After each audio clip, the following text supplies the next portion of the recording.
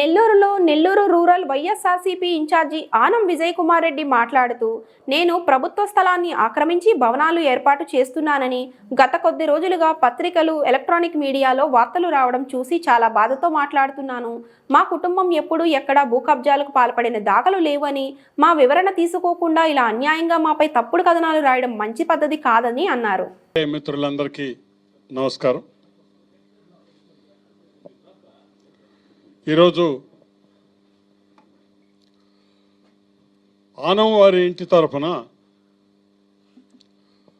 ఒక సభ్యుడిగా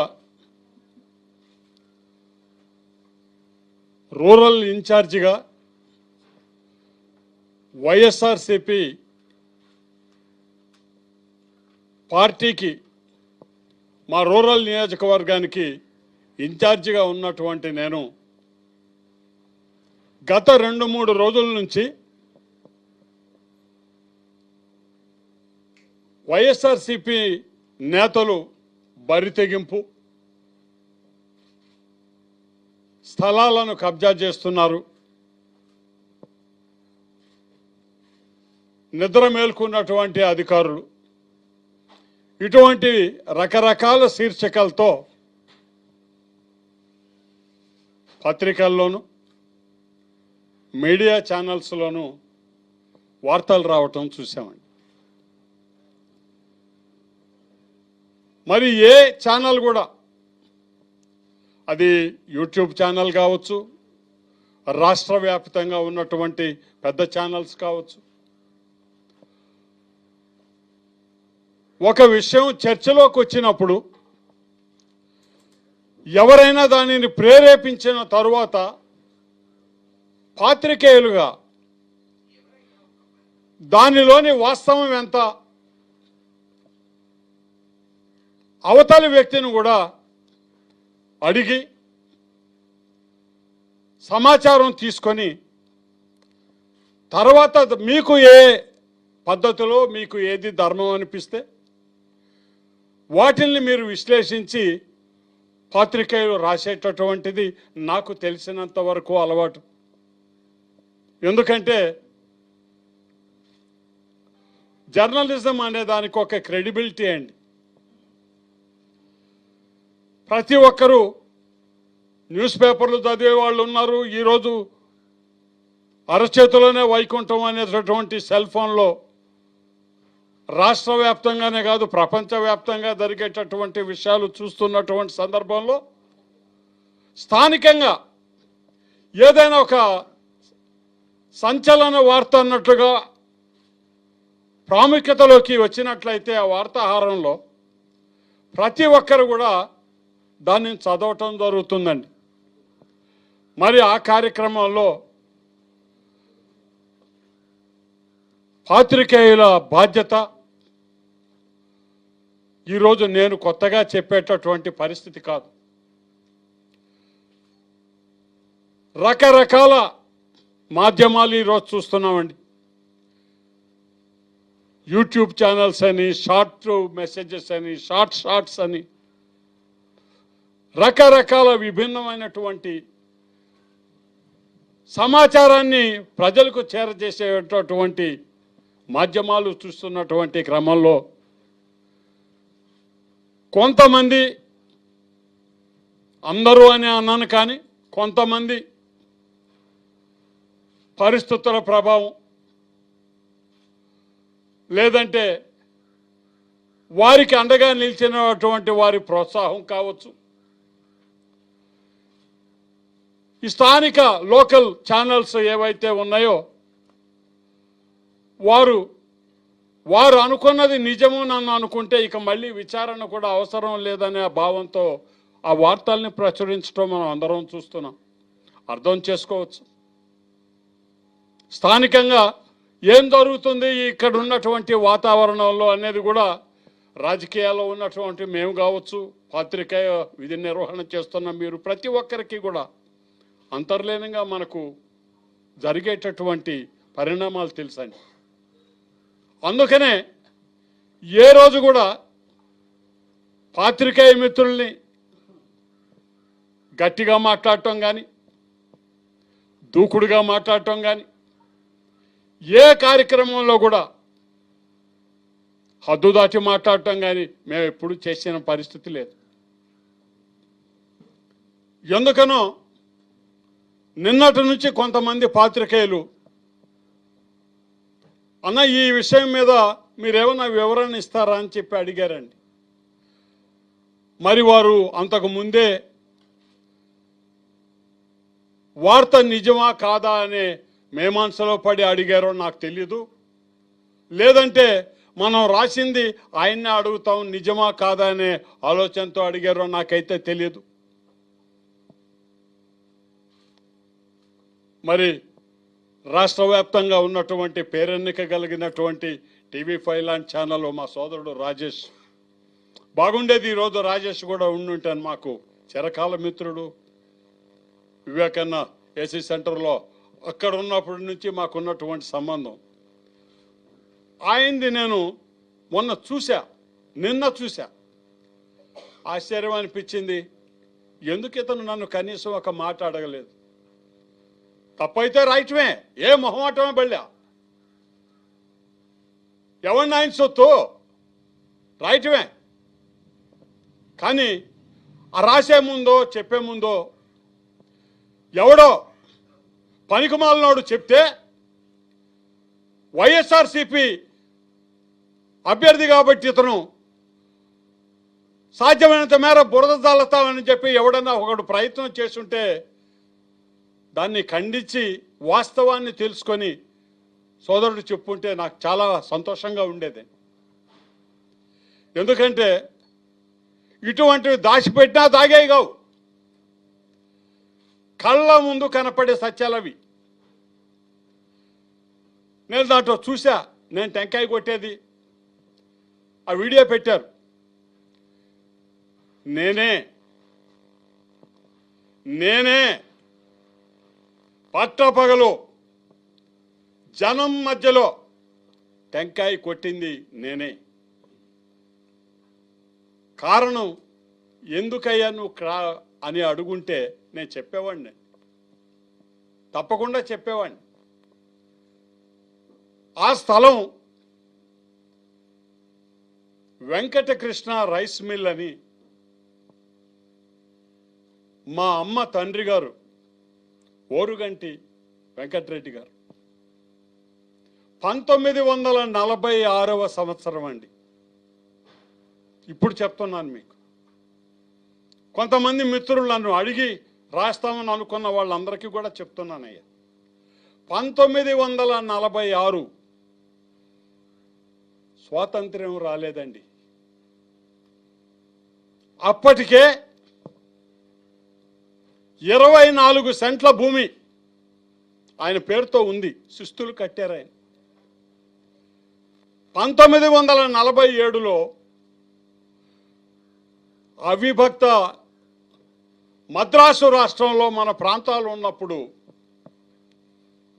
వారు రైస్ మిల్లు కట్టాలని ప్లాన్ అప్రూవ్ చేసుకొని 1947లో ఆ రైస్ మిల్ కట్టడం కూడా జరిగింది. నేను ఇప్పుడు చూపిస్తాను మీకు టూకీగా చెప్తున్నాను, దాని చరిత్ర చెప్పాలి. 1947 నుంచి 2008-9 మన వివేకన్న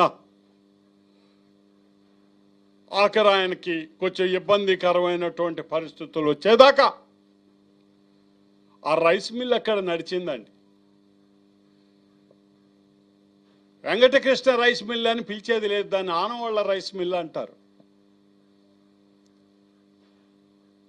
ఒకప్పుడు ఈ రోడ్లు లేవు, ఈ పెద్ద పెద్ద రోడ్లు లేవండి. సౌత్ రాజుపాలెం ఏసీ సుబ్బారెడ్డి గారు ఉన్నటువంటి ప్రాంతం నుంచి కూడా ఈ చింతారెడ్డిపాలెం ఇది డొంక, దీంట్లో నుంచే నెల్లూరు టౌన్లోకి వెళ్ళేది. ఏసీ సుబ్బారెడ్డి గారు కావచ్చు, ఆన వెంకటరెడ్డి గారు కావచ్చు, అందరూ కూడా ఆ రైస్ మిల్లు కాడ ఆగేదండి. కారణం ఓరుగంటి వెంకటరెడ్డి గారి కూతురే మా అమ్మ ఆన వెంకటరమణమ్మ గారు. మా అమ్మకి రాసిచ్చాడు ఆయన. మరి ఆ రోజు ఆయన మున్సబ్గా ఉన్నాడు. మేము ఇప్పుడు దాదాపు 80 సంవత్సరాలు పైబడ్డాం. ఎందుకంటే ఆ సమయంలో మేము పుట్టల, వివేకన్నే పుట్ల. కాబట్టి మాకు ఊహ తెలిసేటప్పటికే ఆనవాళ్ల రైస్ మిల్లు ఉంది. కారణం ఏంటంటే మా తండ్రి గారు మా అమ్మని పెళ్లి చేసుకున్నారు. ఆమెది చింతారెడ్డిపాళెం. ఈ ఓరుగంటి వెంకటరెడ్డి అనే ఆయన నెల్లూరు మున్సబు మా తాత. కాలక్రమేణా మా తండ్రి గారిని వివాహం అయిన తర్వాత ఆ రైస్ మిల్లు జరుగుతూ ఉండేది. అందరూ కూడా పెద్ద వాళ్ళు ఆ రైస్ మిల్ కాడ ఆగేది, ఆడ కూర్చుంటుండేది మా నాయనతో పాటి. గుర్రాల మడుగు సంఘం కానీ, హరినాథపురం కానీ, రామలింగపురం కానీ, రామూర్తి నగర్లో కానీ, ఆకుతోట హరిజన వాళ్ళలో కానీ ఉన్నటువంటి ప్రతి ఒక్క ఆనం సానుభూతి పరుడు, ఆనం కార్యకర్త ఆగినటువంటి స్థలం అది. ఎందుకంటే ఆనం వెంకటరెడ్డి గారు ఆడ కూర్చొని ఉండేది. కొత్త తరం 30-35 సంవత్సరాలు నిండనటువంటి విలేకరులకు పెద్ద తెలిసి ఉండకపోవచ్చండి, తెలీదు కూడా, అవకాశం లేదు మీకు. 1946-47 అంటే మాకే తెలియదయ్యా. అటువంటి స్థలంలో దాదాపు 70 సంవత్సరాల రైస్ మిల్లు కార్యక్రమాలు జరిగాయి. వెంకటకృష్ణ రైస్ మిల్ అనే పేరుతో కరెంటు బిల్లులు కట్టి ఉన్నారు, 24 సెంట్లకు శిస్తు కట్టి ఉన్నారు. ప్రధానమైనటువంటిది మున్సిపల్ ట్యాక్స్. ఆ రోజు నుంచి కూడా మున్సిపల్ ట్యాక్సులు ఈ రోజు వరకు కూడా కట్టున్నారండి. ఎన్ని సంవత్సరాలండి ఆయన? ఈ ఆల్టికైతే 80 సంవత్సరాలు పైమాట. రైస్ మిల్లు జరుగుతున్నటువంటి కాలం వరకు నేను లెక్కేస్తే దాదాపు 75 సంవత్సరాల మాట. ఎందువల్ల దాన్ని తీయాల్సి వచ్చింది? పడిపోతుండిందయ్యా. 70 సంవత్సరాల సుదీర్ఘ కాలం తర్వాత తెల్ల సున్నందు రాయితో కట్టుబడిన కట్టుబడులు, ఆ మిల్లు యంత్రాలు అవి సరిగ్గా ఇబ్బందికరమైన పరిస్థితులు వస్తే ఆనం వివేకానంద రెడ్డి గారే ఇది ప్రమాదకరమైన పరిస్థితుల్లో ఉండి తీసేద్దారా, మళ్ళీ రివైవ్ చేస్తామని ఆ రోజు ఆయన మాటకు తిరుగులేదు. మా ఇంట్లో చేసేశారు. మళ్ళీ ఆ రాజకీయాల్లో పడిపోయి ఆ రాజకీయాల కార్యక్రమాలు అలాగనే వదిలివేయటం జరిగింది. ఆయన కాలం చేశారు. తర్వాత ఆయన పిల్లలు, ఆయన కుటుంబాలు, ఎందుకంటే దానినే మా అమ్మగారికి ఓరుగంటి వెంకటరెడ్డి గారు సెటిల్మెంట్ చేశారండి. ఆ డాక్యుమెంట్లను కూడా చూడమన్నాం, ఎందుకంటే మేము ఎప్పుడు ఇది ఊహించలా. ఎందుకంటే ఇవన్నీ మా దగ్గర మామూలుగా అందరం రాజకీయాల్లో ఎవడు పట్టుకోవడం తిరిగే కథ అయిపోయింది. కొన్ని దొరికినాయి, కొన్ని దొరకపోయినా పర్వాలా, మొత్తం రిజిస్ట్రార్ ఆఫీసుల్లో ఎతకండి ఉంటాయని చెప్పాం, అవి కూడా తీస్తున్నాం. మరి ఈ సందర్భం ఇలా ఉంటే ఉన్నట్టుండి కబ్జా చేస్తున్నారు, వైఎస్ఆర్సీపీ వాళ్ళు కబ్జా చేస్తున్నారు. ఒకటే విషయం చెప్తున్నానండి, 2002వ సంవత్సరంలో మా తల్లిగారి ఆరోగ్యం సరిగ్గా లేనప్పుడు ఎటు వస్తుందోనని వీలునామా వల్ల నా తండ్రి నుంచి నాకు సంక్రమించినటువంటి నా ఆస్తి మా 4 బిడ్డల కుటుంబాలకి నేను రాసిస్తున్నానని సెటిల్మెంట్ పత్రం రాసిచ్చున్నారండి. రిజిస్టర్ కాల, కానీ సెటిల్మెంట్ పత్రం మా తల్లిది, మేము గౌరవిస్తాం. దీంట్లో సభ్యులుగా ఆనం వివేకానంద రెడ్డి గారు ఉన్నారు, ఆనం రామనారాయణ రెడ్డి గారు ఉన్నారు, జయకుమార్ రెడ్డి గారు ఉన్నారు, నేను. అదే క్రమంలో ఈ కాలక్రమంలో ఈ 75-78 సంవత్సరాల కాలంలో ఆ జరుగుబాటులో ఆనం వివేకానంద రెడ్డి గారి బావమర్దులు కూడా చేరారు దాంట్లో, వాళ్ళ కుటుంబాన్ని కూడా ఉంది.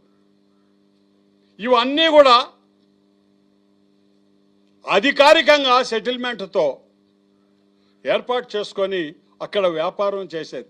హరినాథపురంలోనే ఉండేది, బట్టన్నాల కొండయ్య అని అంటారు, వాళ్ళందరూ ఉండేది అక్కడ. ఇప్పటికైనా సరే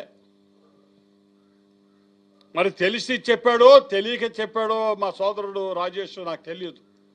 తమ్ముడా నీకు చెప్తుండా, నీకు మేము కొత్త కాదు, ఇక్కడ ఉన్న చాలామందికి కూడా మేము కొత్త కాదు. ఏ రోజైనా మీరు నాకు ఎందుకు చెప్పాలనిపిస్తుందంటే, ఇది ఆనం వాళ్ళు ఒక స్థలాన్ని కబ్జా చేసినట్టుగా మీరు ఎప్పుడైనా విన్నారా అయ్యా అని అడుగుతున్నా. మీరు ప్రశ్నిస్తున్నది ఈ తరంది కాదండి, ఆనం వెంకటరెడ్డి గారి తరంది, ఏసీ సుబ్బారెడ్డి గారి తరంది, మా తల్లిది. ఎన్నేళ్ళయ్యా? ఎప్పుడన్నా విన్నారా ఇది ఆనం వెంకటరెడ్డి గారి గురించి మీరు? ఏ రోజైనా చూపించగలిగినారా ఎవరైనా? శత్రువే మాట్లాడలేదు ఇప్పటికీ. ఎవరు అక్కడ గురించి మా గురించి మాట్లాడిన వాళ్ళు 4 అడుగులకు వెనక్కి వేసినా సరే, తూర్పు పక్క వేసినా సరే, హరినాథపురం అయినా సరే, రామలింగాపురం అయినా సరే, ముత్తుకూరు రోడ్డు దాకా, అయ్యా ఇక్కడ ఒక రైస్ మిల్ ఉండింది, ఎవరిదనంటే ఒకటే మాట వినపడుతుంది మీకు, ఆనవాళ్ళ రైస్ మిల్ అయ్యేదని. ఎందుకంటే శాసనసభ్యులుగా పనిచేసిన వాళ్ళు, ముత్తుకూరు వాళ్ళు, సర్వేపల్లి వాళ్ళు కానీ అందరూ కూడా అదొక విడిదిగా కొంతసేపు అక్కడ కూర్చునేది. ఈ గ్రామాల నుంచి కూడా మొత్తం ఒడ్లు అక్కడే అమ్మేది. మరి అనవసరంగా దీనికి ఒక రాజకీయ రంగు పొలవటం ఎంతవరకు సమంజసం? రెండోది ఏంటంటే,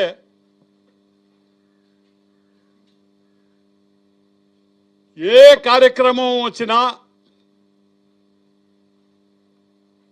బాబు వెంకబాబు కానీ, మా అమ్మ నాయన ఓరుగంటి వెంకటరెడ్డి గారు ఈ గ్రామస్తులే, ఈ ఊరి పెద్ద ఆయన,